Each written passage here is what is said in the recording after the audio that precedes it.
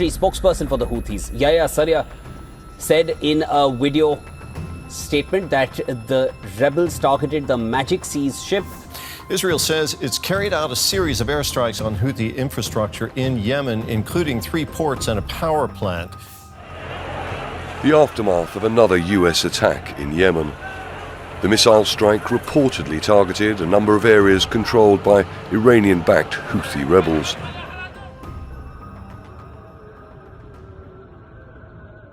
Houthis just took down cargo ship after truce break.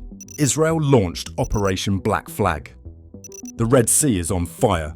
The Houthis took down a cargo ship with drone boats, missiles and gunfire, forcing the crew to abandon ship as water flooded in. Israel hit back immediately, launching Operation Black Flag, striking Houthi-held ports in Yemen, including Hodeida, Ras Isa and Salif. Ports are burning, shipping lanes are turning into battlegrounds, and the truce is shattered. This is how the Red Sea became the newest front line, with tensions rising by the hour. At around 11:30 UTC, the ship Magic Seas made 2 sharp turns in what looked like an evasive manoeuvre in the choppy Red Sea. The horizon split by grey waves and the usual calm tension that sails with merchant vessels through these waters. But this was no ordinary manoeuvre. It forced another ship in its vicinity to change course abruptly, a dance no captain wants to perform under the watchful eye of a potential threat. Because that morning, the Houthis struck. A Liberian-flagged bulk carrier, the Magic Seas, was about 51 nautical miles southwest of Hodeida, Yemen. It was on its way north toward Egypt's Suez Canal, cutting through waters that, despite global patrols, have become a chessboard of power plays. The Magic Seas found itself the unwilling protagonist in the first Houthi attack on the high seas since December 2024, breaking months of silence and threats that had been simmering since the US launched strikes in Yemen earlier in the year. It started with skiffs. 8 to 9 small fast boats, armed with automatic weapons and rocket-propelled grenades, sped towards the Magic Seas, surrounding it like sharks testing the resolve of their prey. Gunfire rattled across the waves, striking the vessel and sending its armed security team into immediate response, bullets cracking back across the sea. Then came the second wave. 4 explosive-laden unmanned surface vessels, remote-controlled boats packed with explosives, darted toward the Magic Seas. The security team managed to destroy 2, but the other 2 struck the vessel, exploding on impact and tearing into its structure, leaving the ship listing as smoke curled over the water. But the attack wasn't over. 22 mariners scrambled to lifeboats, drifting in the choppy Red Sea as they watched their vessel take on water, the waves slapping against its hull like an impatient reminder of the sea's impartiality to conflict. The United Arab Emirates later confirmed that one of its ships from Abu Dhabi ports had rescued the crew, pulling them to safety from the wake of violence. As news of the attack spread, it became clear this wasn't just another incident. It was a significant shift in Houthi intent, an escalation designed to sink a ship employing multiple weapon types in a coordinated assault not seen since the group's maritime campaign between late 2023 and early 2024.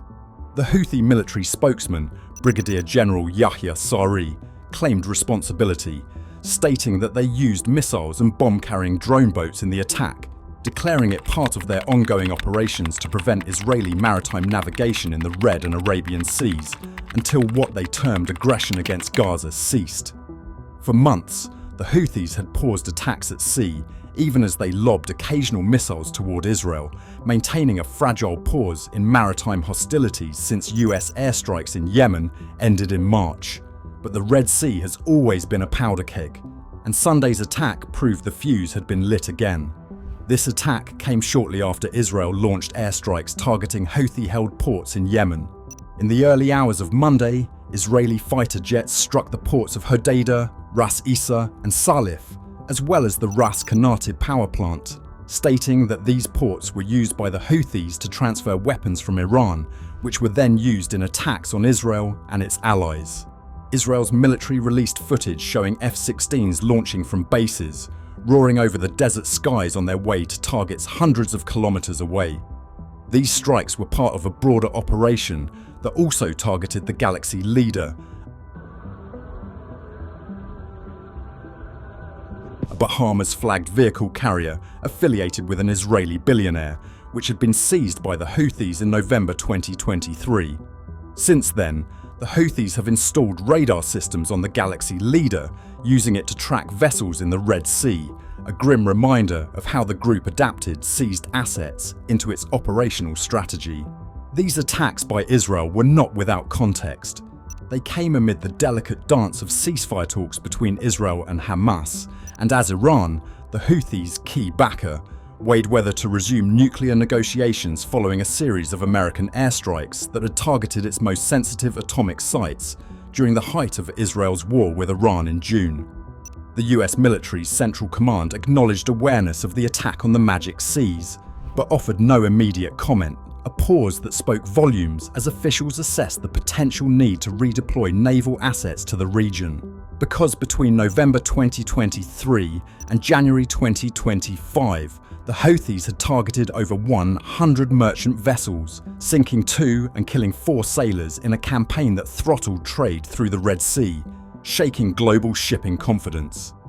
The Magic Seas attack felt like a return to that chapter, raising fears of a renewed campaign that could draw the US and its Western allies back into active operations in the Red Sea, just as shipping had begun to recover and traffic through the corridor had cautiously increased.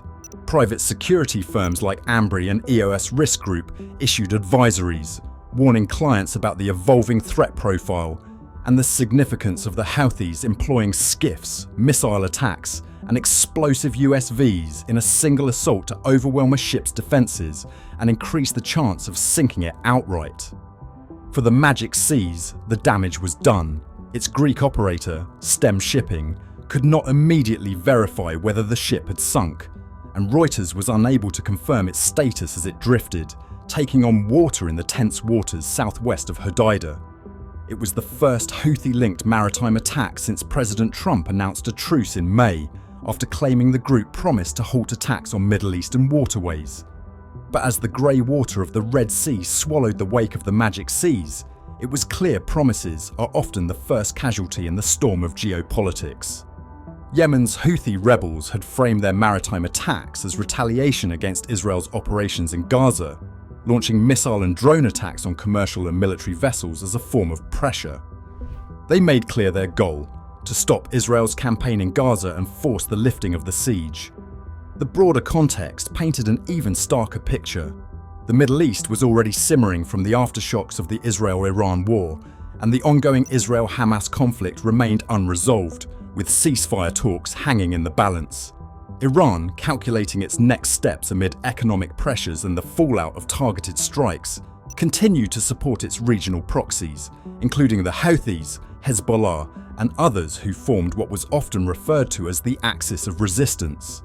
Meanwhile, the US faced a difficult choice. Having ended its broad airstrike campaign against the Houthis in mid-March, Washington now watched as the group resumed attacks on commercial shipping.